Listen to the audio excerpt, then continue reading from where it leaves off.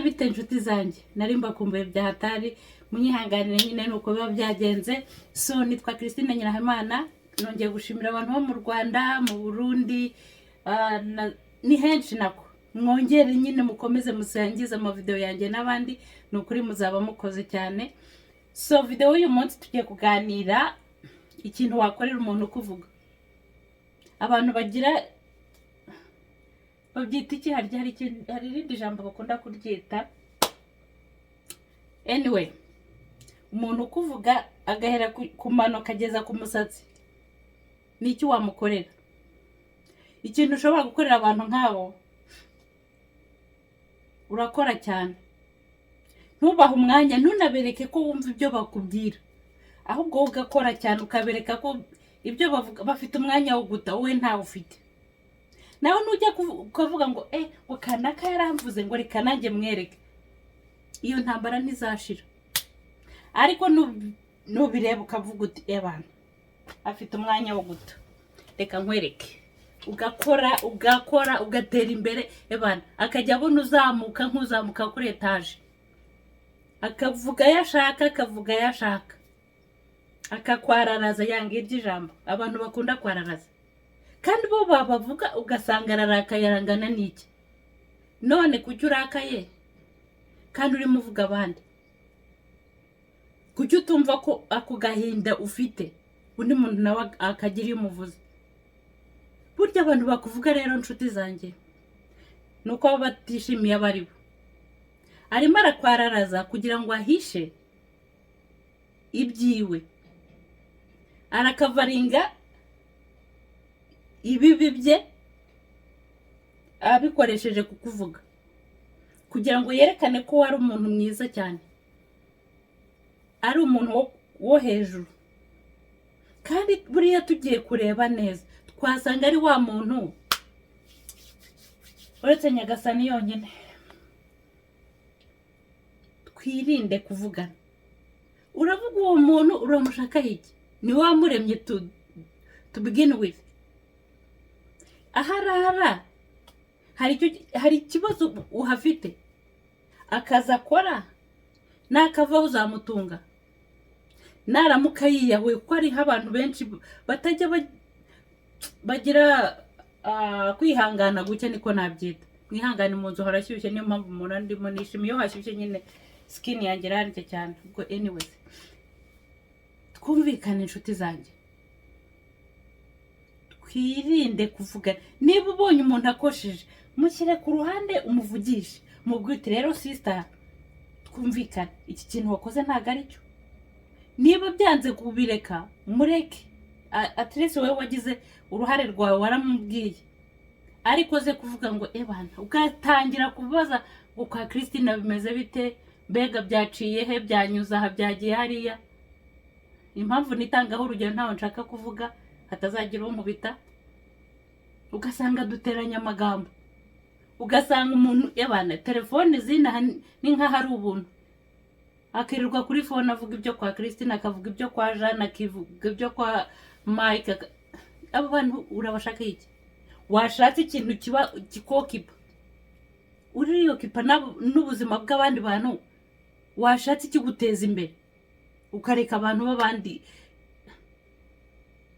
yatera imbere, ugatanga nabwo ukazana iyindi histoire yo kumuvuga ngo buriya hari abandi bagabo yaryamanye nabo, buriya hari ibintu yagize gutya.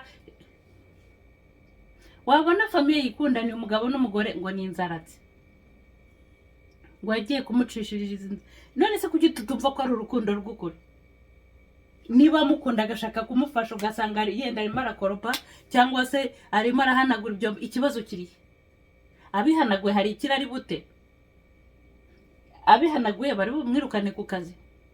Abihanaguye iyo nzu iri bugwe cyangwa akoropye iyo nzu akamufasha? Erega n'umufasha, ntabwo ari umusireve, ntabwo ari imbata yayo. Umuntu kumva ngo ndi umugabo mu rugo. Uri umugabo, kuki utagumye ubusiri batari? Niba uri umugabo washakiye icyo uwo mugore. Rimwe na rimwe n'abagore nabo hari igihe dukora ibindi nabyo ugasanga umugabo yarumiwe. Munyihangane ubwo mba navuye muri sije nuko nta kundi. Ariko rero ugasanga badamu basheri banjye, twirinde kuvuga ibyo mu ngo zacu. Uyu ni inshuti yanjye ngo ntabwo yamvamo, kandi mwashwana rimwe ugasanga ebana ryabanga ryose wamubikije ringana n'igitabo arishyize hanze.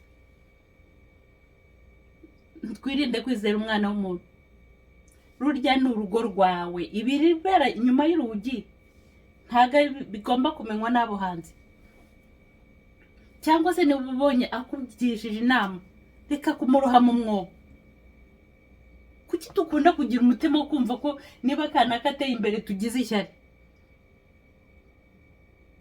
Ateye imbere kuko yashyizemo mu cyongereza naho bavuga ngo he put work, yashyizemo imirimo nyine ye, umwanya we, aho kugira ngo avuge abandi bantu, aho kugira ngo yirirwe kuri social media yararaza abantu, yashatse ikimuteza imbere. None ateye imbere, nawe ugiye kumuvuga, ugiye kumwararaza. Nk'ibyo koko twumvika twunguka iki? No, je birambabaza iyo nsanga umuntu ngo kanaka yaramvuze ngo reka nanjye mwereke. Uramwereka iki se inshuti yanjye? Arakuvuze nawe ugiye kumuvuga. Itandukaniro riri no kwibaza. Arakuvuze nawe uramuvuze. Nose urabona mutari bamwe. None se niba kuvuza ahubwo wowe gakora cyane ukamwereka uti ebana uri ntacyo, ibyo uri muravuga byose ntacyo bimbwiye, reka nkore ntera imbere, ukamurushisha gutera imbere. Nawe ko kuvuga uby'umunwa n'umuvuga azajya ahimba ibindi, nawe uhimba ibindi. Iyo ntambara izashyirishire ugasanga abantu twaranganye imijinya n'imijinya ngo kubera kanaka yaramvuze ngo reka nanjye mwereke. Kanaka byagenze kwavuze ngo kanaka reka dutezanye imbere tukareka gushwana ahubwo. No, mujye munyihanganira mba narakaye nyine rimwe na rimwe, ariko se twumvikane guys, ndabakunda murabizi. Ariko rero ikintu cya bushe tukibagirwa, ikintu cyo kwararaza abantu, umuntu ukamuhera kumanuka mugeza ku musatsi, uramushaka hiki? Wateye imbere. Ibyo mu rugo rwa Christine hari ubikubajije, ibyo kwa Jane no kwa Mike hari ubikubajije.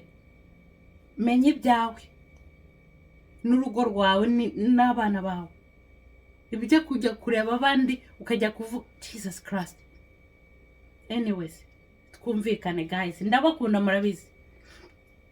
Kandi rero mbashimire Max ku bantu bose bakoze subscribe, ku bantu bose banteze imbere, vraiment Uwiteka abagirire neza, abahezagire. Murabizi ko mbakunda, ntimubizi se.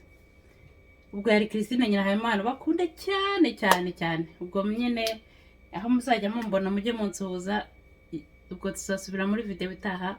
Bye guys.